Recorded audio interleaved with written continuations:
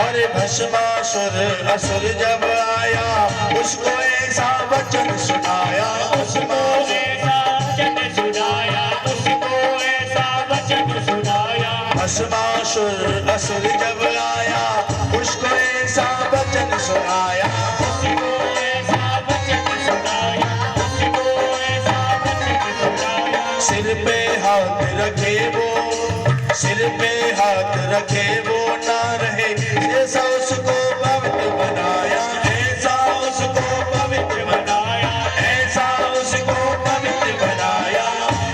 ऐसा दया दर्शाने वाला, दया दर्शाने वाला, दया दर्शाने वाला और नहीं हाथ से निराला कोई और नहीं, भोला नाथ से निराला कोई और नहीं।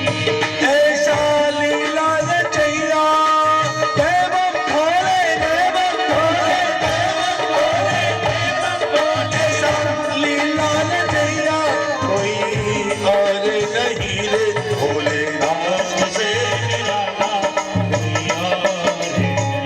भोला नाथ से निराला भोला नाथ से निराला कोई और नहीं, भोले नाथ से निराला भोला नाथ से निराला कोई और नहीं।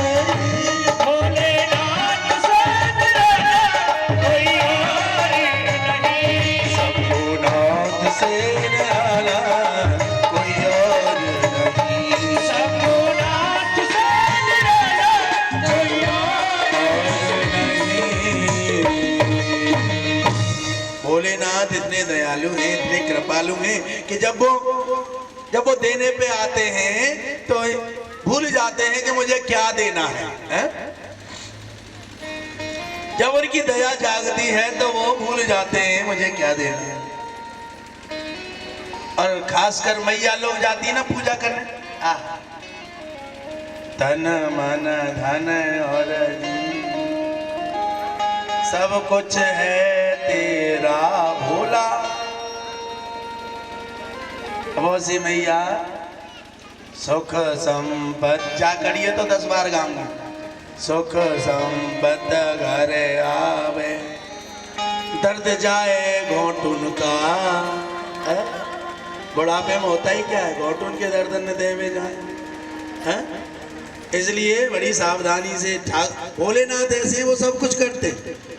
बसी मैया जाती है, एक प्लेट में नेक सी हल्दी धल ली, नेक सी चीनी धल ली, नेक सौ घी धल लियो, एक लोटा पानी में 2 बूंद दूध डाल लियो, 5 किलो आलू में तो सबसे छोटो आलू ले लियो, और 1 किलो केला में तो पिलपिली सी केला ले ले, और भोलेनाथ के पास जाके मांगे, भोलानाथ मुँह पे कृपा कर दो। भोलानाथ कहेंगे कहाँ चाह रही है, तो भोलानाथ देखेंगे कि भोलानाथ मेरी बहू पे बालक ना, एक बालक है जाए। भोलानाथ बड़े दयालु, भोलेनाथ कहते हैं तथास्तु जा, ऐसा ही होगा। अब छोरा है गो, अब छोरा है तो गो पर गड़बड़ेगी क्या? छोरा के पांव तो सिगरेट जैसे, हाथ बीड़ी जैसे, मोटो ही ना है, मैं कपड़ा पहरा देते जैसे जहाँ खेत में बेदुकिया ठाड़ो कर दी हो, है? अब फिर पहुंच गई भोलानाथ, अब काय को आई है, बोल मैं जाकू आई हूँ, छोरा तो है वो मोटो तो हो ही ना। भोलानाथ कहते हैं सड़ी केला चढ़ाई वा के बदले में दे दियो जी का कम है? का और पे चढ़ा दी तो वो और नाराज और रह जा तो भोलेनाथ तो थोड़े दयालु ठाकुर हैं, इसलिए वो दया करते हैं। आज भोलेनाथ महाराज जब भागीरथ ने तपस्या करी जल्दी प्रसन्न हो गए और कहने लगे भागीरथ क्या चाहते हो? कहने लगे प्रभु गंगा मैया का वेग बहुत है, वो कहती हैं कि अगर मैं आई पृथ्वी पर तो वेग के साथ में रसातल को चली जाऊंगी, उन्हें रोकने का कोई उपाय बता दो। बताना क्या है, उससे बोल दे पूरे वेग के साथ आ जाए, हम देख लेंगे। जैसे गंगा मैया पूरे बेग के साथ आई, भगवान भोलेनाथ ने सारी पृथ्वी पर अपनी जटाएं बिछा दी, और जैसे गंगा मैया आई जटाओं में बहने लगी। भोले तेरी जटाओं में बहती है गंगाधारा। अब जटाओं बह रही है। भगवान ने कहा खुली छोड़ना ज्यादा देर अच्छी बात नहीं है, इसलिए जटाओं को इकट्ठा किया और जूड़ा बना लिया। अब जटाओं में घूम रही है, रास्ता नहीं मिल रहा बाहर निकलने का। भगवान भोलेनाथ कहने लगे घूमती रहे, जब से जहर पिया है खोपड़ी गर्म रहती है, थोड़ी ठंडक तो पहुंचेगी, इसलिए छोड़ते नहीं है। अंदर से आवाज लगाती है भागीरथ, अरे कहां फंसवा दिया बाबा जी के चक्कर में। बाबा से प्रार्थना करी, बाबा तुम तो भांग के नशा में यूं ही भूल गए कि गंगा जी तुम्हारी खोपड़ी पे। अरे मैं पृथ्वी के लिए लाया हूं, तुम्हारी शांति के लिए नहीं लाया, छोड़ो ना। भगवान भोलेनाथ ने भागीरथ के बार बार कहने पर एक जटा को खोला। कितनी को? एक जटा को। शंकर की जटा से गंगा जी प्राकट्य हुई, इसलिए गंगा मैया का एक नाम पड़ गया जटा शंकरी। क्या नाम पड़ा? बोलिए जटा शंकरी मैया की। गंगा मैया पीछे पीछे और भागीरथ आगे आगे कल कल कल कर की आवाज से बहती हुई जा रही हैं। एक महात्मा जी हैं जिनका नाम है जैनु ऋषि। जैनु ऋषि की कुटिया को गंगा मैया बहा ले गई।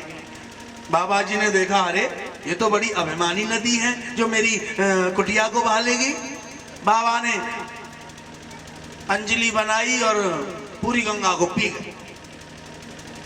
भागीरथ सोचने लगे अभी तो कल कल कल कर की आवाज आ रही थी, अब कहां चली गई गंगा। पीछे मुड़ के देखा तो धूल उड़ रही है, गंगा तो कहीं नहीं दिखाई दे रही। उधर तो एक सूखा सा बाबा जी खड़ा है। अरे बाबा तुमने गंगा जी को देखा? अच्छा तो वो अभिमानी नदी गंगा थी, मेरी कुटिया को बहा ले गई, मैंने पी लिया। बाबा मैं तुम्हारे पीने के लिए नहीं लाया था, तो मेरे पितरों के लिए लाया, कृपा कर छोड़ो ना। बाबा ने अपनी दाई जंगा को फाड़ा। बदल लो तो, बदल दे दो।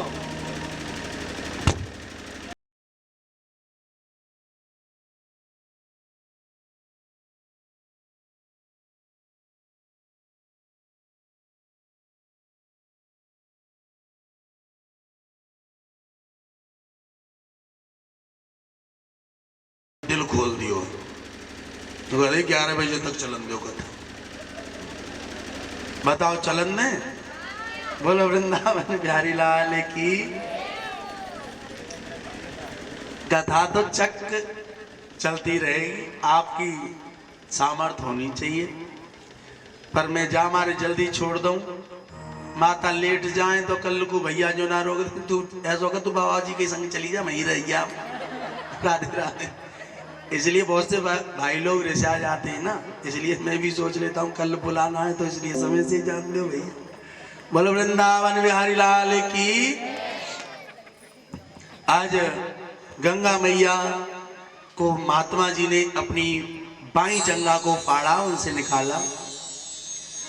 कुछ लोग कहते हैं जैनु ऋषि ने जंगा से निकाला, लेकिन वहीं कुछ संत कहते हैं कि जैनु ऋषि ने गंगा मैया को अपने दाएं कान से निकाला। इसीलिए संत ब्राह्मण लोग जनेऊ कहां चढ़ाते हैं? अपने दाएं कान पर, क्योंकि इसे पवित्र बोलते हैं, जहां से गंगा मैया प्रकट हुई। जैनु ऋषि से प्राकट्य होने के कारण गंगा मैया का एक नाम हुआ जानवी। बोलिए जानवी मैया की। गंगा जी के द्वारा भागीरथ के पितरों का कल्याण हुआ। इन्हीं के वंश में एक श्रुत नाम के राजा हुए। श्रुत के, अरे आवाज कहां कर दी रे?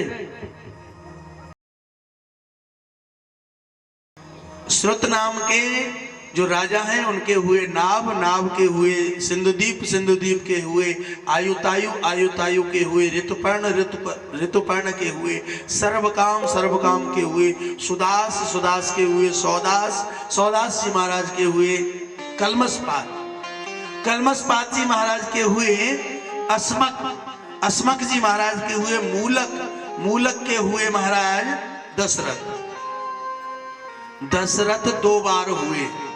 दशरथ सूर्यवंश में 2 बार हुए।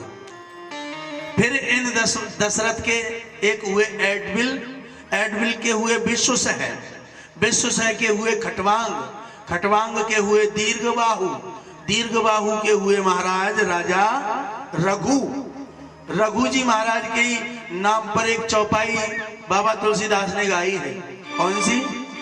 रघुकुल रीत सदा चल आई, रघुकुल रीत सदा चल आई। रघुकुल रीत सदा चल आई, रघुकुल रीत सदा चल आई। प्राण जाए वर वचन न जाई, प्राण जाए परि वचन न जाई। मंगल भवन मंगल हारी, मंगल भवन मंगल हारी, बहुस दशरथ अजर बिहारी, बहुत दशरथ अजर बिहारी। हरे रघुकुल रीत सदा चल आई, रघुकुल रीत सदा चल आई। प्राण जाए वर वचन न जाई, प्राण जाए परि वचन न जाई। राजा रघु के हुए अज, और अज के हुए दोबारा दशरथ। दशरथ जी महाराज का जन्म कैसे हुआ? ज्यादातर वक्ता लोग नहीं सुनाते, लेकिन सुना देते हैं। दशरथ जी महाराज का प्रादुर्भाव हुआ एक बार राजा अज, जो दशरथ के पिताजी हैं, एक बार राजा अज के पास गुरु वशिष्ठ जी का आगमन हुआ और गुरु वशिष्ठ जी ने कहा, राजन मुझे दान चाहिए। क्या दान? राजा अज ने थाल भर भर के महाराज माल मंगा दिया। कहने लगे लो महाराज। कहने लगे ये नहीं चाहिए, ये तेरा नहीं है, तो ये तो तेरी प्रजा का है, तूने कर वसूल कर करके ये इकट्ठा किया है। मुझे जो दान चाहिए वो तेरी खून पसीने की कमाई का चाहिए। अब राजा तो कोई काम करता नहीं है, वो कर वसूल करके ही तो धन इकट्ठा करते। राजा ने कहा तो गुरुदेव कल का समय मुझे दीजिए। राजा आज ने अपना राजमुकुट उतारा और साधारण नगर निवासी के वस्त्र धारण करके नगर में चला गया और शोर लगाते हैं, राजा अज हमें कोई नौकर रख लो, नौकर रख लो, नौकर रख लो। तो उस समय कोई दुखी नहीं था। क्यों? क्योंकि राजा अज बड़े प्रतापी राजा थे, धर्म के राजा थे, किसी को कष्ट नहीं होने देते थे। जब अंदर नगर में गए तो पूरा नगर सुखी है, लेकिन एक बंदा है जो बीमार है, वो है एक लोहार। लोहार से कहा हमें कोई नौकर रख लो। तो लोहार ने कहा देखो भैया आज मेरी तबीयत खराब हो गई है, इसलिए मैं तुम्हें आज के लिए काम दे सकता हूं और आज के काम के बदले सिर्फ और सिर्फ एक सिक्का दूंगा। क्या? एक सिक्का दूंगा। राजा ने कहा अपनी खून पसीने की तो एक सिक्का ही काफी है, इसलिए एक सिक्का ही दे देना। राजा रोजाना काम करे तो उसके हाथों को आदत हो, लेकिन आज पहली बार जीवन में हथौड़ा चलाना पड़ा तो राजा के हाथ में छाले पड़ गए। छाले पड़े लेकिन राजा काम करना बंद नहीं करता है, छाले फूट गए। फिर दोबारा शुरू किए तो फिर छाले पड़ गए, फूट गए, रक्त बहने लगा, लेकिन शाम तक राजन अपने कार्य में लगे रहे। पसीना भी आ रहा है, खून भी आ रहा है, खून पसीने की कमाई जब शाम को चला तो एक सिक्का मिला। सिक्का को लेकर गुरुजी के स्थान पर गए, लेकिन वहां पर गुरुजी नहीं थे, गुरु माता थी। गुरु माता अरुंधति को जब ये सिक्का दिया, माता ये मेरा दान है, माता ने उस समय तो रख लिया। थोड़ी देर बाद जैसे राजा गए वैसे ही कहने लगी, इतना बड़ा राजा एक सिक्का दान करता, शर्म नहीं आई? फेंक दे। सिक्का फेंक दिया। गुरुजी पहुंच गए महाराज राजा के पास, राजन तुमने दान देने के लिए बोला था, आज दिया नहीं। कहने लगे, गुरुदेव मैं तो कब का देकर आ गया, माता के पास दे के आया हूं। गुरुजी घर पहुंचे, देवी राजा आज कुछ दान दे के गए? हाँ 1 रुपया दे के, 1 सिक्का दे के गए थे, फेंक दिया मैंने। कहां फेंक दिया? अरे देवी वो राजा के खून पसीने की कमाई थी जो तूने फेंक दी। कहां फेंकी है बोल? इतने प्रतापी राजा, भजनानंदी राजा, धर्मंगे राजा और महाराज इतनी मेहनत करके सिक्का लाए, तूने फेंक दिया। कहां फेंका? झाड़ी की तरफ इशारा किया। पूरी झाड़ी में सिक्का ढूंढ लिया, कहीं ना मिला। राजा को कहा, राजन तुम्हारे खून पसीने की कमाई का सिक्का जो था तुम्हारी गुरु माता ने झाड़ी में फेंक दिया, अपने सैनिक लगा के ढूंढवाओ। सैनिक लगाए, झाड़ी को पूरी तरह से खंगाल डाला, लेकिन सिक्का नहीं मिला। अंत तो गत्वा झाड़ी की जगह पे खुदाई शुरू हुई, और खुदाई हुई तो खुदाई करते करते जो फावड़ा है, जो कस्सी है, वो एक जगह जाके टन से बोल गई। जब वो टन बोली तो राजा ने कहा, अरे भैया संभाल के, लगता है कुछ है। संभाल के देखा तो एक रथ निकला। फिर खुदाई शुरू हुई, फिर दूसरा रथ निकला, फिर खुदाई शुरू हुई। इसी प्रकार 9 रथ निकले पर सिक्का नहीं निकला। अंत तो गत्वा और खुदाई हुई तो एक 10वां रथ निकला। उस रथ पर वो सिक्का भी था और उसी रथ पर एक बालक भी निकला।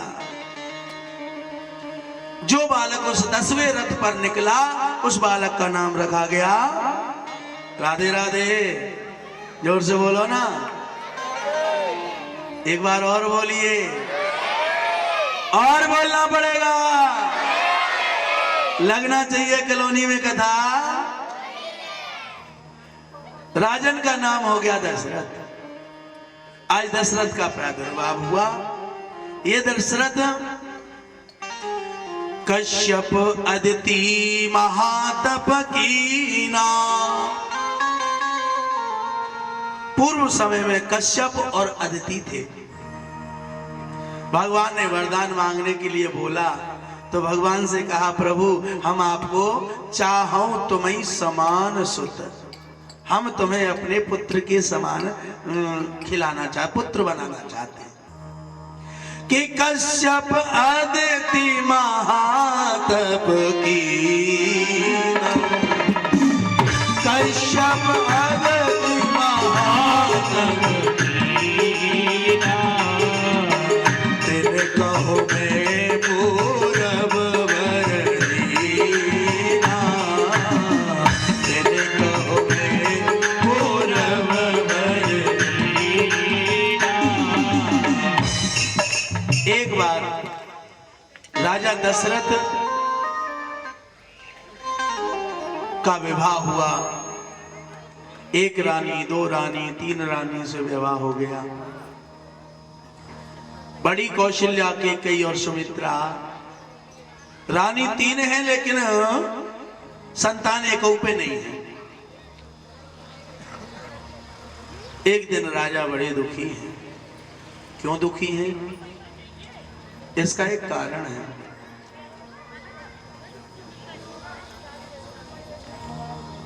राधे बोलिए वृंदावन में हरि लाल की। आज दशरथ जी महाराज परेशान हैं। क्यों? क्योंकि एक दिन वो अपने घोड़े पे सवार होकर नगर में भ्रमण करने के लिए निकले थे। जब नगर में भ्रमण करने के लिए निकले तो उन्होंने देखा कि एक मेहतरानी है। मेहतरानी समझते हो? सफाई करने वाले जो होते हैं, गांवन में भंगी भी बोल देते हैं, कहीं चूड़े बोलते हैं, कहीं हरिजन बोलते हैं, कहीं मेहतर बोलते हैं। तो इनका शुद्ध नाम मेहतर और मेहतरानी। क्या? हर जीव का कोई ना कोई शुद्ध नाम होता है जिससे वो प्रसन्न हो, तो इसलिए मेहतर और मेहतरानी। एक मेहतरानी है। मेहतरानी ने देखा कि राजा आ रहा है, तुरंत अपना मुंह मोड़ लिया, अपना मुंह मोड़ लिया। राजा ने कहा ये क्या हुआ, ये तो मुझे देखकर मुंह मोड़ती है। ए मेहतरानी, मुझे देखकर मुंह मोड़ती है, राजा को देखकर? तू जानती नहीं तेरे पूरे खानदान को जेल में डलवा दूंगा। बोल महाराज, अब चाहे जेल में डालो चाहे हमें बिल्कुल मारो, पर हम तुम्हारा मुंह नहीं देख सके। क्यों? क्योंकि तुम्हारा मुंह देखने के बाद हमें पूरे दिन भोजन। ऐसा क्या है? बोल आप निर्वंशी हो। क्या कहा? आप निर्वंशी हो, आपका मुंह देखने के बाद पूरे दिन भोजन नहीं मिले। राजा कहने लगे अरे दुष्टा, राजा से मुंह मोड़ती है, इसलिए मैं तुझे दंड भी दे सकता हूं, पर पहले तेरे वचन को झूठा करूंगा कि तू मेरा मुंह देखने के बाद भूखी रहेगी। इसलिए राजन तुरंत लौट गए और अपने मंत्री से कहा, मंत्री जाओ 100 लोगों का भोजन फला फला मेहतरानी के घर में देख के आओ। मंत्री जी लेकर पहुंच गए 100 लोगों का भोजन, लेकिन मंत्री जी के आश्चर्य का ठिकाना तो तब ना रहा, उन्होंने जाकर देखा कि 100 लोग उनके घर में पहले से विराजमान हैं। मेहतरानी के घर में 100 लोग पहले से आए हुए हैं, अतिथि। इसलिए जो मेहतरानी के घर 100 लोगों का भोजन लेके गए थे, उस 100 लोगों के भोजन को वो 100 अतिथि खा गए। मेहतरानी भूखी रह गई। राजा ने मंत्रियों से पूछा, मैंने 100 लोगों का भोजन भेजा था, मेहतरानी झिकी कि नहीं झिकी? बोल महाराज सच बात तो ये है, मेहतरानी जैसी भूखी सुबह थी वैसी अब भी है। क्यों? क्योंकि तुमने 100 लोगों का भोजन भेजा था, वहां के रिश्तेदार बैठे पाए गए, इसलिए 100 लोगों का भोजन विश्राम हो गया। अब तो राजा को बड़ी चिंता हुई। एक बार वो पत मन माई, एक बारी भूखी भाई रे गिलाने मोरे सुधनाई, भाई रे गिलाने मोरे सुधनाई, भाई रे गिलानी मोरे सुधनाई, भाई रे गिलानी मोरे सुधनाई, भाई रे गिलानी मोरे सुधनाई, भाई रे गिलानी मोरे सुधनाई, मंगल भवने मंगल हारी, मंगल भवानी मंगल हारी, नमः सुदशरथ अजर बिहारी, नमः सुदशरथि अजर बिहारी। एक बार वो पद मन माई, एक बारी भूखी नगनारी, हरि रे गिलानी मोरे सुधनाई। भाई रे गिलानी मोरे सुधनाई।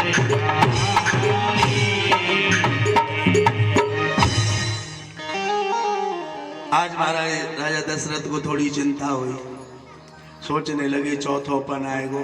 शीशा देख रहे थे, मन में अशांति हो गई। एक दो संतान नहीं है, दूसरा मेहतरानी ने गड़बड़ कर दी, अब चौथापन। शीशा देखा तो चौथापन आ गया, बुढ़ापा आ गया। अब तक ना भाई तो अब कहते हुई, इसलिए संतान को लेकर बड़े चिंतित हो गए। हम जब शीशा देखते हैं ना, अगर हमारे कान पे सफेद बार आ जाए तो समझ लेना चाहिए बुढ़ापो। राधे राधे।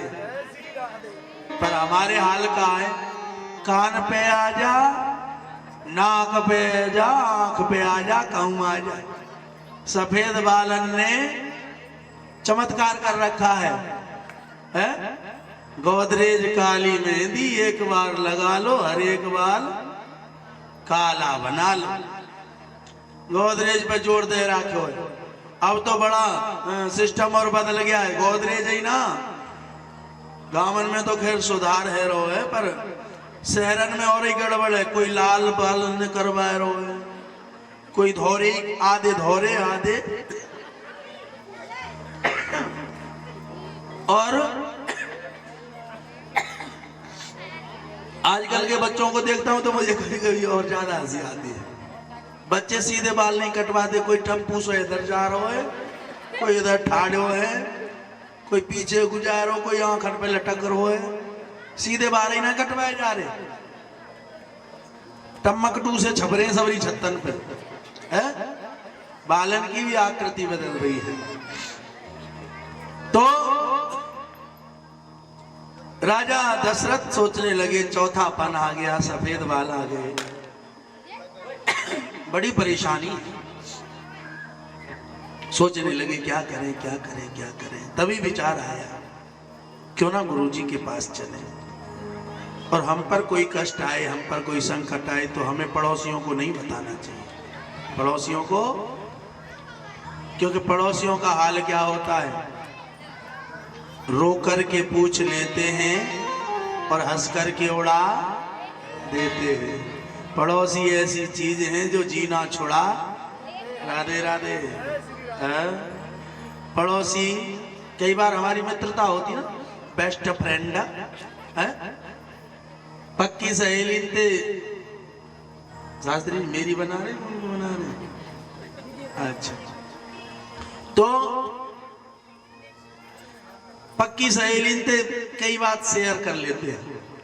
बूढ़ी बूढ़ी मैया पड़ोसन थे घुट घुट के बतरांगी बहन खा बताऊं आजकल छोरा दारू पी के लगता।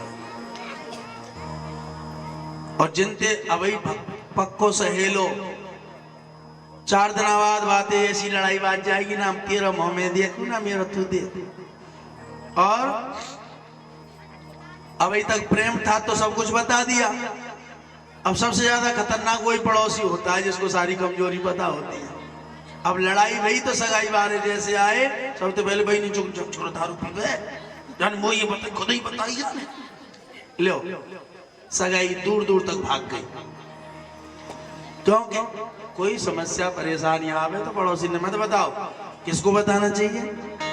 संत लोग कहते हैं अगर कोई परेशानी समस्या आती है तो या तो तुम्हारे घर में मंदिर सबके होते हैं, तो छोटा सा मंदिर जो बनाए ठाकुर से प्रार्थना करो, हे ठाकुर हमें ये समस्या है आप दूर करें, क्योंकि जा पे कृपा राम की होई और ता पे कृपा करें सब।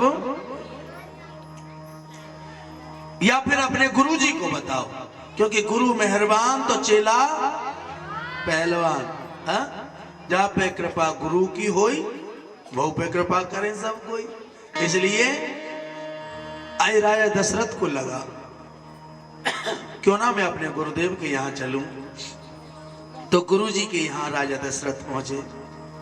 गुरु गृह तुरत गए महे पारा, गुरु गृह तुरत गए मही पारा, गुरु गृह तुरत गए महे पारा, गुरु गृह तुरत गए मही पारा, चरण लाग कर विनया विशाला, चरण लाग कर विनय विशाला, चरण लाग कर विनया विशाला, चरण लाग कर विनय विशाला, धर हो धीर हो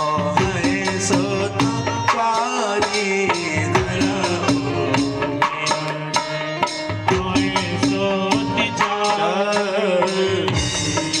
अगर गुरु और शिष्य का पक्का संबंध है और सच्चा संबंध है, निर्मल संबंध है, तो गुरु के हृदय की बात चेला जान जाएगा और चेला के हृदय की बात, बशर्ते भाव अच्छा होना चाहिए। आजकल का भाव तो गड़बड़ है। लोभी गुरु लालची चेहरा, होए नरक में ठेला में ठेला। हाँ? लोभी गुरु लालची चेला हो नरक में। गुरु जी पहले तुम जाओ, चेला जो के तुम जाओ पहले, पैसा तो तुमने लिए। तो आजकल गुरु लोग बनाते हैं एक दूसरे को देख के बनाते, जी जी तू बना रही है लम्बे मुझे ही बना ले। तो एक मुझे बात याद आई, दो सहेलियां थी, दो सहेलियां, बहुत प्यार था, बहुत प्यार। गुरु जी कथा करवे आए। गुरु जी ने कहा गुरु बिन भवने तरह ना कोई, चाहे विरंच शंकर सम होई। गुरु जरूर बनाना चाहिए। एक के विचार में आए हम तो गुरु बनाएंगे, दूसरी कहवे लगी सुना हो मैं ना बनाऊं तो कहूं ते रह जाऊं, इसलिए कहवे लगी हम बना लेंगे। दोनों ने एक ही संग गुरु जी बना लिए। अब ये देखा देखी की बात चल रही है, मेरी पड़ोसन खाए दही तो मुंह पे कैसे जाए सही। आज पड़ोसन को देख के उसने भी गुरु बना लिया, दोनों ने गुरु बनाए। जब गुरु बनाए जब तो पक्को भाई लोग, कछु दिन बाद पक्की लड़ाई है गई, और ऐसी लड़ाई है गई तुम वो ना जाने मैं तो ना जानू। और कछु दिन बाद ठाकुर कृपा ऐसी भाई गुरु जी आएंगे एक के घर, गर्मी को समय। गुरु जी जैसे बाकी घर में आए, मान के गुरु जी मेरे घर आए तो चिढ़ाऊं कैसे पड़ोसे ने। अब जोर जोर से हल्ला मचा रही है, मेरे घर तो गुरुजी आए हैं, मेरे घर तो गुरुजी आए हैं। पड़ोसन कह रही मुझे सुना रही है। फिर मेरे घर तो गुरुजी आ रहे हैं और मैं तो ठंडे ठंडे पानी से नहा रही हूँ। ठंडे ठंडे पानी से नहा रहे हैं गुरुजी। सोच रहे चिल्लाए कि हरी सेवा तो है ही रही है। गुरुजी सेवा ले रहे हैं खूब अच्छे से आनंद, ठंडे ठंडे पानी। अरे मेरे तो गुरुजी आ रहे हैं, बढ़िया 56 भोग बनाए खवा रही हूँ। गुरुजी बड़े प्रसन्न है रहे। अब कह रही है गुरुजी सेवा तो मैंने बहुत करी है पर एक शर्त है। बोल कहा पड़ोसन के घर ना जान दूंगी। ना जान देगी तो ना जाएंगे। गुरुजी की जब इतनी सेवा भई तो गुरुजी अपने लौट गए वृंदावन। अब कछु दिना बाद ठाकुर कृपा हुई, पिछली बार इसके घर आए थे, अब की बार दूसरी के घर आ गए। लेकिन इसके घर गर्मियों में आए थे और इसके घर सर्दियों में आ गए। अब इसे ये तो याद है नहीं कि सर्दियों में ठंडे पानी देना नहवाना चाहिए। भाई तो ये याद है कि जाओ ठंडे पानी से नहवाए तो मैं ठंडे से नहवाऊंगी, तो जाओ तो ठंडे से नहवाए मैं बर्फ डाल के नहवाऊंगी।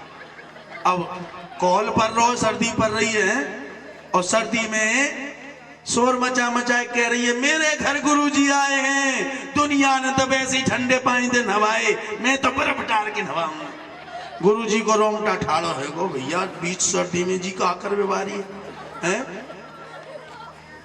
अब तो महाराज गुरुजी सोचने लगे कि तो जगह होते नहीं करे भाग चला, लेकिन भाई भगे कैसे गुरु को भाव जो ठहरे के बाद लगा दी। गुरुजी बाने तो तुम नीचे नहवाए, मैं छत पे नहवाऊंगी, चलो छत पे। गुरुजी का ही पट्टा लगा दियो, एक मटका 2 मटका 3 मटका बर्फ डाल के धरे। गुरुजी पट्टा पे बैठा दिए। जैसे पहला मटका डाले हो गुरुजी सुन्न, दूसरो मटका डाले हो गुरुजी बेहोश, तीसरो मटका डाले हो तो गुरुजी धड़ाम ते गिर पड़े। अब सोच रही है समाधि में चलेगी, भजन करने होंगे। जब तक ये समाधि में थे जगह, जब तक रोटी बनाए, रोटी बनाए भी लगी, जोर जोर से चिल्ला रही है गुरुजी इनकी नवाए के तो सेवा कर दी और तो मैं खवाऊंगी। जैसे जैसे धूप निकल रही है हाल को पिल्ला आंख ना खोले, ऐसे गुरुजी धूप जैसे सेक लग रही है आंख खोल ले। और जैसे आंख खुली गुरुजी ने देखी कि तो वो दिख नहीं रही कि बार खोल के ऐसे भाग मारा। तो कई बार ऐसा हो जाता है कि भाव के चक्कर में गुरुजी की आफत आ जाए कि नहीं। तो ऐसे गुरु नहीं बनाना चाहिए। अगर ऐसे गुरु बनाते हैं तो हम खुद भी नरक में गर्क होते हैं और गुरुजी को भी टांग पकड़ खींच ले, गुरुजी तुम कहाँ जा रहे हैं, नहीं आ जा, यही मोहल्ला है। इसलिए लोग या किसी के चलन की वजह से कभी गुरु धारण नहीं करना चाहिए। गुरु धारण करना चाहिए अपने हृदय की शांति के लिए, अपने भजन के लिए। और मैं कई बार देखता हूँ, वृंदावन में अक्सर देखता हूँ कि गुरु बना लेंगे और गुरु बना के 10-10 दिनों तक आश्रम में ही परी हैं। तो ये जो जेलन में जा रहे हैं तुम्हारी वजह से ही जा रहे हैं बाबा जी। पूछो क्यों? क्योंकि तुम अपने घरे छोड़ के सास ससुरन की तो तुम पे सेवा है ना रही, और गुरु जी के पामन ते लटकी परी है तुम। और वो सूदे ना लिपस्टिक चिपस्टिक लपेड़ के है। जब तुम ऐसा करके गुरु जी के आश्रम में जाओगी तो गुरु जी विश्वामित्र ना है, ये सत्य बात मानना, दांत निकालने वाली बात नहीं है, ये सत्य बात मानना। उस युग में गुरु विश्वामित्र इतना भजन करते थे, वो मेनका नाम की अप्सरा ने डिगा दिए थे। और जब तुम उनके आश्रम में पड़ी रहोगी, हाय गुरुजी मरे गुरुजी चले गुरुजी, तो क्या वो अपनी वासनाओं को रोक पाएंगे? ये जो आजकल गुरु जा रहे हैं ये तुम्हारी वजह से जा रहे हैं। मैं इस गद्दी से इसलिए बोल रहा हूं इस कटु शब्द को कि तुम्हें अगर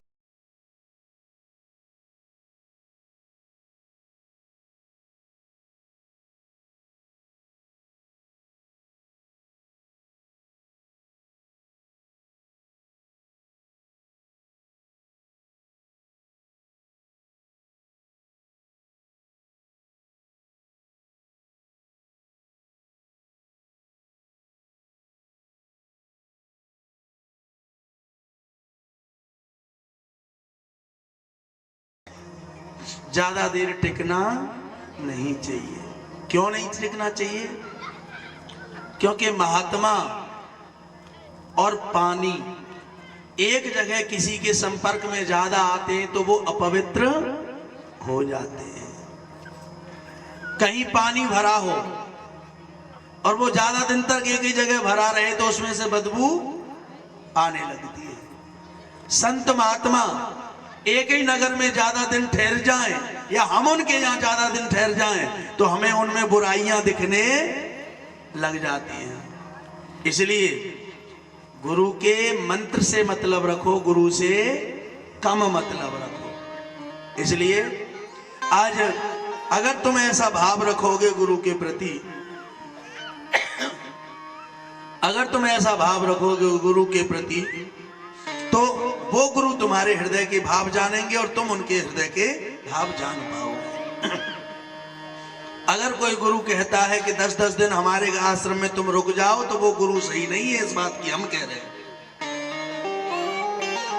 गुरु को चाहिए अगर कोई चेला आ गया है दर्शन करके जाना चाहता है तो जाओ भैया, भागो, जाको प्रमाण हमें, हम अपने चेला का अपना एड्रेस ही ना बताओ। बोलो बांके बिहारी लाल की एड्रेस ही ना पतो रे तो गुरुजी हम वृंदावन गए। हाँ तो गई होगी, हम तुम तो मिले ना, ना मिले तो ना मिले, अपने घर जा। बोलो वृंदावन बिहारी लाल की। बिहारी जी की कृपा से आप प्रयास कीजिए कि गुरु दशरथ की तरह बनाओ। दशरथ जी को जैसे कष्ट हुआ तुरंत अपने गुरु जी के यहाँ गए, गुरु गृह तुरंत गए महिपाला, गुरु गृह तुरंत गए महिपाला, चरण लाग कर विनय विशाला, चरण लागी कर विनय विशाला। गुरुजी ने जैसे देखा कि मेरे चेला को कष्ट है, वैसे ही गुरुजी ने भी आशीर्वाद दे दिया। क्या? धरा हो धीरा हो है सो तो चारी, धरा हो धीरा हो है सो तो चारी, प्रभु वन विदित भगत भयहारी, प्रभु वन विदित भगत हारी, प्रभु वन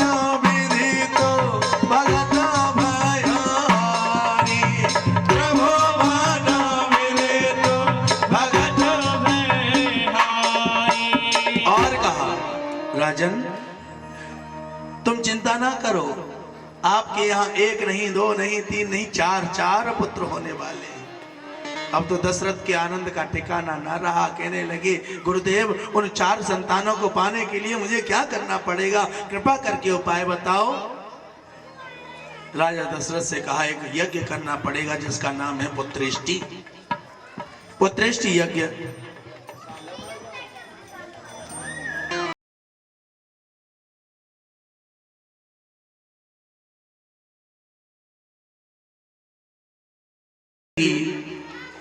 सलाह दी। आज पुत्रेष्टि यज्ञ प्रारंभ होता है। उसमें अनेक दूर दूर से महात्मा लोग आए हुए हैं। श्रृंगी ऋषि वशिष्ठ बुलावा, पुत्र काम शुभ यज्ञ करावा। भगत सहित मुनियाहुति दीने, प्रगटे अग्नि देव चरुलीने। जब अनेक प्रकार से ओम क्लीम देव कामदेव कामी शिरोमणि श्री गोपाल महीपाला सर्वविदांग पारगः स्वाहा।